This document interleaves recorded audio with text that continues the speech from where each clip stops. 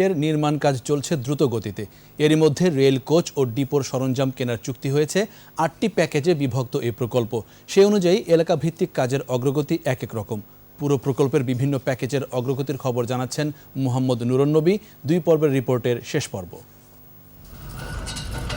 উত্তরা তৃতীয় প্রকল্প দিয়াবাড়ি এলাকায় 59 একর জায়গায় ভূমি উন্নয়ন করে মেট্রো রেলের ডিপো নির্মাণের শতভাগ প্রস্তুত করা হয়েছে। নির্ধারিত সময়ে 9 মাস আগেই শেষ হয়েছে এই কাজ।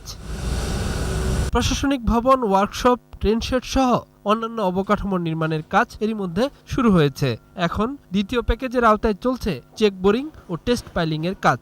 ডিপোর বিভিন্ন অবকাঠামোর নিচে পাইলিং ওয়ার্ক চলছে। Operation control centre, administration building, training centre, ডিএমটিসি building, railway track, workshop, railway আনুষঙ্গিক সমস্ত অবকাঠামো এখানে নির্মাণ হবে। 3 ও 4 নম্বর প্যাকেজে দিয়াবাড়ি থেকে আগারগাঁও পর্যন্ত এই অংশে বোরিং করে পাইলিং এর কাজ চলছে। দুই প্রান্তে মাটি থেকে 10 মিটার উঁচুতে খুঁটির উপর স্পষ্ট হয়ে উঠছে ভায়াডাক্ট বা স্প্যান। ভায়াডাক্টের উপরে কিন্তু আমাদের রেল লাইন স্থাপন করতে হবে, এখানে বৈদ্যুতিক লাইন স্থাপন করতে হবে। এই জন্য আমরা জুন মাস 2019 সালের ভিতরে পূর্ত কাজগুলি পরিপূর্ণভাবে শেষ করে দেব।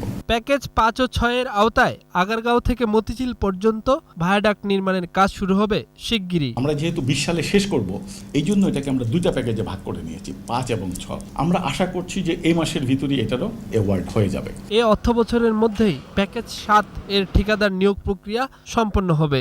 এছাড়া 8 নম্বর প্যাকেজে রেলকোচ ডিপোর ইকুইপমেন্ট সংগ্রহে ক্রয় চুক্তি এরই মধ্যে শেষ হয়েছে। নির্ধারিত সময়ে কাজ শেষ করে মেট্রো রেল চালু করা সম্ভব হবে বলেই মত প্রকল্প সংশ্লিষ্টদের।